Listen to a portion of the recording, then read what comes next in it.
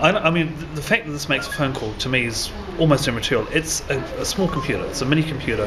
How can I leverage that? What can I do with this to make my life easier, to enhance my ability to learn, to enhance the ability of students to learn?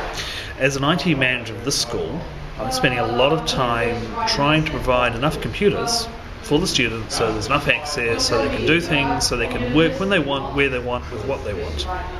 Can't do it. Have money for networks, have money for hardware, there's just too much to do. So my thought is, can we leverage what students already have and use this device in an educational context? So one of the things I'm building in the school now is a Wi-Fi network to capture those machines that are Wi-Fi enabled.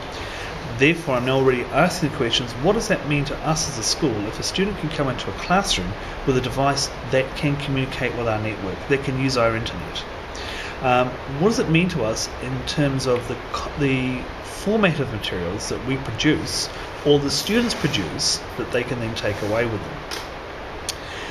To my view, longer term, this will become more and more powerful computational device.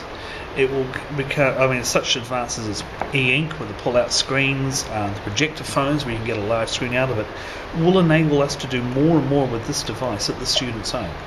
So we need to... Well, if this is a computer, what do you do with a computer? You put software on it, you use that software as a product to generate productivity.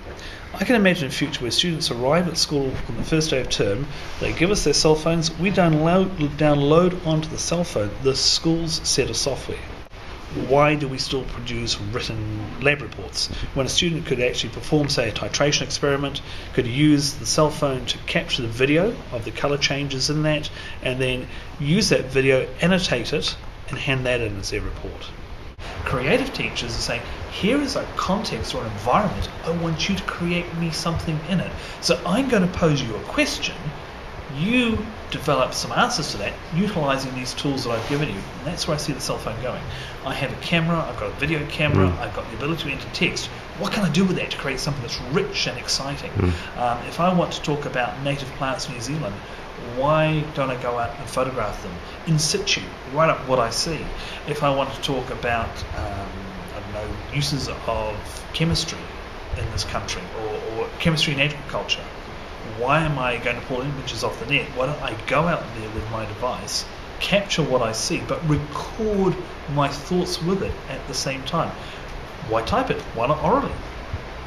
Why not then pull it all together and edit it and hand it the whole thing as video and oral and text associated with it? One of the things we found right from the word go when Nathan was working with his geography class with students was they shared. They took the stuff home, they showed the parents, look, this is what I did today, look, it's on my phone, can you see it? They showed it with their friends. So this is a way of taking education out of the classroom and putting it back into the home, which is why I like the concept of using the device for content creation and content capture, so that it takes education outside of the confines of a brick building and puts it anywhere in the world the student happens to be. If you go into a classroom and tell students, get out your cell phones, watch the teachers shake in fear.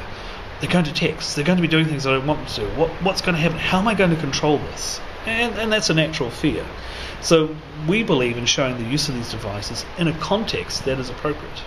That we're not just using them for the sake of using them, but we're using these devices in a way that teaches responsibility, teaches functionality, and enhances the learning whatever topic you happen to be teaching in, be it geography, chemistry, Japanese, whatever that may be.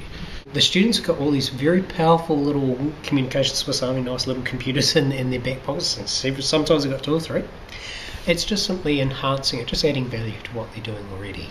And for us, and one thing just to remember e-learning, myself and Robert, we got involved in it because the students actually knew how to do it more or less anyway. They were just waiting for somebody like myself and Robert to take a chance on them, and we did. For New Zealand, e-learning is absolutely brilliant because there's actually more devices, 6.5 million devices last count, than there is actually New Zealanders. So we're definitely a mobile nation. There's no two ways about that. So, yeah.